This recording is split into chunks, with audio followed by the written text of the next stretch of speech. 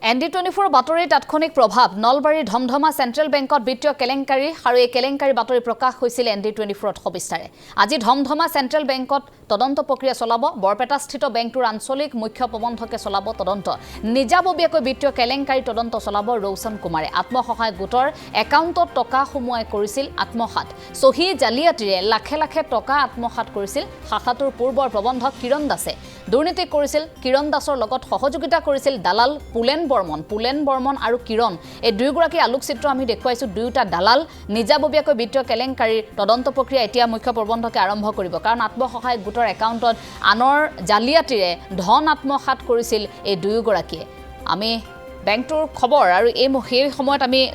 প্ৰকাশ কৰিছিল কেনেধৰণে দুয়োগৰাকী দুৰ্নীতি সংঘটিত কৰিছিল দুয়োগৰাকী সেই কুকৃতি বহুকেইগৰাকী মহিলাই ভুক্তভোগী মহিলাই সেই খবৰ প্ৰকাশ কৰিছিল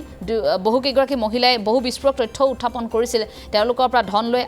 ধন আত্মসাৎ কৰিছিল গতিকে এই কথাখিনি এতিয়া পোহৰলৈ অহাৰ পাছতেই দুয়োগৰাকীৰ ক্ষেত্ৰত কেনেধৰণৰ ব্যৱস্থা লোৱা হয় সেইসমূহ লক্ষণীয় হ'ব আমি সবিশেষ আপোনালোকক জনাবলৈ চেষ্টা কৰিম আমি সংযোগ স্থাপন কৰিছোঁ নলবাৰীত উপস্থিত আছে সতীৰ্থ সাংবাদিক ভাস্কৰ জ্যোতি ডেকা ফোনযোগে সংযোগ স্থাপন কৰিছোঁ ভাস্কৰ আপোনাৰ কাষলৈ আহিছোঁ ভাস্কৰ আমি ND24 এই দুয়োগৰাকী কুকৰ্মৰ বিষয়ে আমি জনাই গৈছোঁ সবিস্তাৰে এই মুহূৰ্তত মই আপোনাৰ ওচৰত শেহতীয়া কি তথ্য আছে সেইসমূহ প্ৰথমে জানি ল'ব বিচাৰিছোঁ আৰু লগতে আজি যিহেতু তদন্ত প্ৰক্ৰিয়া চলোৱাৰ কথা আছে মুখ্য প্ৰবন্ধকগৰাকী গতিকে তদন্ত কেনেধৰণে চলিব এই দুয়োগৰাকী আকৌ সাৰি যাব নেকি সেইসমূহ জানিব বিচাৰিছোঁ হয় এঞ্জেলা চাওক আসলতে অৱশেষত গা যেন লৰিছে চেণ্ট্ৰেল বেংক কৰ্তৃপক্ষ কিয়নো দুটাকৈ দিন ধাৰাবাহিকভাৱে বাতৰি সম্প্ৰচাৰ হোৱাৰ পিছত আজি যিগৰাকী ইতিমধ্যে আমি উল্লেখ কৰিছোঁ যিগৰাকী চিফ মেনেজাৰ ৰিজনৰ চিফ মেনেজাৰ ৰৌচন কুমাৰৰ নেতৃত্বত এই সমগ্ৰ যি অভিযোগ সেই অভিযোগৰ তদন্ত চলোৱাৰ বাবে কিছু সময় পিছতে নলবাৰীৰ যি ধমধমা চেণ্ট্ৰেল বেংকৰ শাখা আছে সেই শাখাত গৈ উপস্থিত হ'ব আৰু গোটেই বিষয়টো আচলতে তদন্ত চলাব আৰু ইয়াৰ বাবে ইতিমধ্যে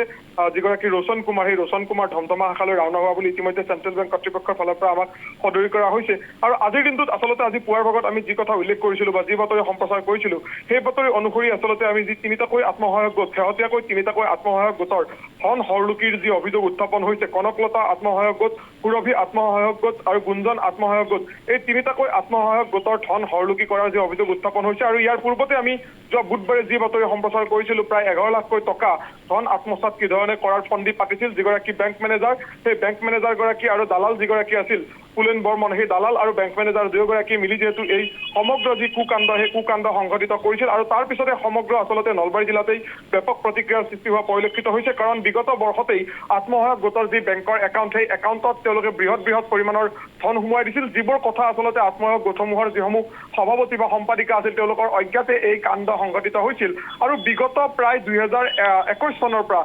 2021 চনৰ পৰা মই পুনৰ কৈছোঁ যে বিগত 2021 চনৰ পৰাই উক্ত বেংকটোত বহু আত্মসহায়ক গোটৰ বেংকৰ পাছবুক তেওঁলোকে আপডেট কৰি দিয়া নাছিল আপডেট কি কাৰণত কৰি দিয়া নাছিল এয়া আচলতে এটা ৰহস্যৰ বিষয় আৰু শেহতীয়াকৈ যিহেতু এই ধৰণৰ যি অভিযোগ উত্থাপন হৈছে আৰু 500ৰো অধিক আত্মসহায়ক গোট থকা এই যিখন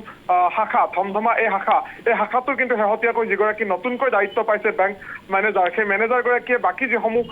বেংক আচলতে তেওঁলোকৰ একাউণ্ট আছে সেই একাউণ্টসমূহ তেওঁলোকে আপডেট কৰাৰ বাবে নিৰ্দেশনা দিয়া বুলি আমাক সদৰি কৰিছে কিন্তু যিগৰাকী বিৰুদ্ধে অভিযোগ উত্থাপন হৈছিল পূৰ্বৰ যিগৰাকী প্ৰবন্ধক আছিল মেনেজাৰ আছিল সেই মেনেজাৰগৰাকীৰ বিৰুদ্ধে যিহেতু আজি তদন্ত চলাব আৰু সমগ্ৰ আচলতে যি বেংক শাখাটোৰ বিৰুদ্ধে যিকেইটা অভিযোগ ধাৰাবাহিকভাৱে আমি ND24 তথ্য সহকাৰে সবিস্তাৰে আচলতে উল্লেখ কৰিছোঁ বা যিকেইগৰাকী ভুক্তভোগী মহিলা আছিল ভুক্তভোগী আত্মসহায়ক গোটসমূহ আছিল সেই গোটসমূহে যিসমূহ অভিযোগ উত্থাপন কৰিছিল সেই অভিযোগ আমি সবিস্তাৰে আমাৰ ND24 দৰ্শকসকলক সদৰি কৰিছিলোঁ আৰু তাৰ পিছত অৱশেষত যেন আজি চেণ্ট্ৰেল বেংক কৰ্তৃপক্ষৰ ফালৰ পৰা তেওঁলোকৰ যি নিজাববীয়া তদন্ত সেই নিজাববীয়া তদন্ত আজিৰ পৰা আৰম্ভ কৰিব বুলি ইতিমধ্যে সদৰি কৰা হৈছে কিন্তু আটাইতকৈ ডাঙৰ প্ৰশ্নটো হ'ল যে জিলা প্ৰশাসন বা আচলতে আৰক্ষীৰ ফালৰ পৰা এতিয়ালৈকে কোনো ধৰণৰ ব্যৱস্থা গ্ৰহণ কৰা হোৱা নাই কিন্তু এই ক্ষেত্ৰত আৰক্ষীয়ে কিছু এইকাৰণে থমকি ৰ'বলগীয়া হৈছে যে কোনো ধৰণৰ লিখিত অভিযোগ আৰক্ষীৰ ওচৰলৈ অহা নাই আৰু লিখিত অভিযোগ কি কাৰণত অহা নাই সেই কথাটো দৰ্শকসকলে নিশ্চয়কৈ অনুমান কৰিব পাৰিছে কাৰণ আত্মসহায়ক গোটসমূহৰ বিশেষকৈ আপুনি দেখিবলৈ পায় সাধাৰণ গাঁৱৰ যিসকল মহিলা সেই মহিলাসকলে এই আত্মসহায়ক গোটসমূহ তেওঁলোকে সৃষ্টি কৰে বা আত্মসহায়ক গোটসমূহ তেওঁলোকে গঠন কৰে আৰু গঠন কৰি তেওঁলোকৰ নিজৰ যি স্বাৱলম্বিতা সেই স্বাৱলম্বিতা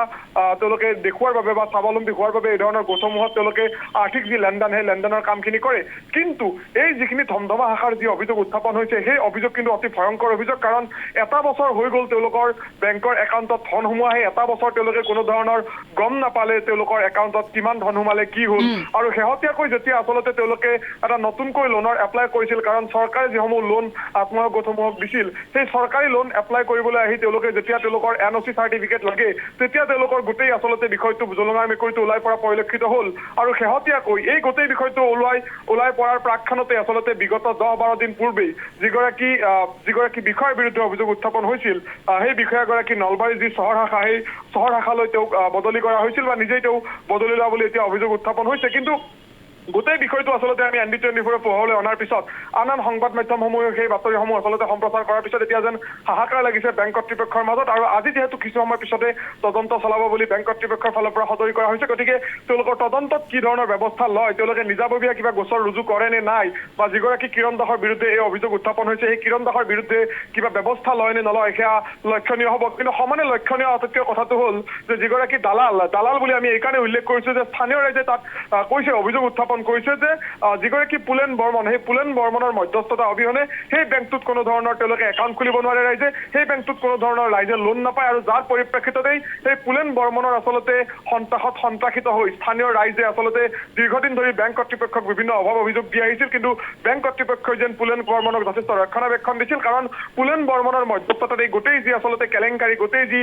যি আচলতে অভিযোগ সেই অভিযোগসমূহ উত্থাপন হ'বলগীয়া এক পৰিস্থিতি সৃষ্টি হোৱা পৰিলক্ষিত হৈছিল কিন্তু আজি যেহেতু কিছু সময়ৰ পিছতে জেৰা তদন্ত চলাব গতিকে তদন্তত স্পষ্ট হ'ব বিষয়টো কি ধৰণৰ বেংক কৰ্তৃপক্ষৰ ব্যৱস্থা লয় বা বেংক কৰ্তৃপক্ষই আৰক্ষীৰ ওচৰত কিবা গোচৰ দিয়ে নে নাই কাৰণ এই ধৰণৰ বেংক কৰ্তৃপক্ষৰ যদি অভিযোগ উত্থাপন হয় তেতিয়াহ'লে এটা বেংকৰ ভাৱমূৰ্তি যথেষ্ট ম্লান হোৱা পৰিলক্ষিত হয় কাৰণ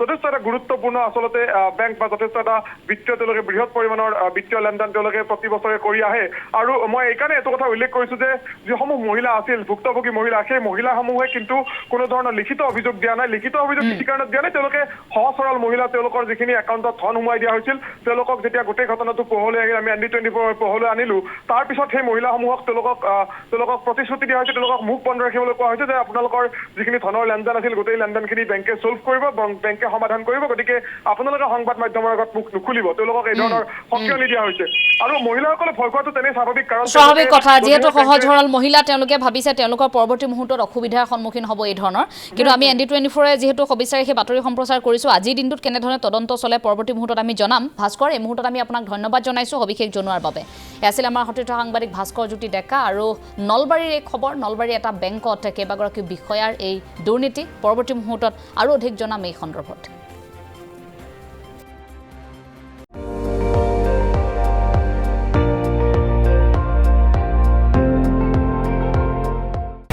আপুনি চাই আছে ND24 সৰ্বশ্ৰেষ্ঠ নহয় সৰ্বোত্তমৰ দৌৰ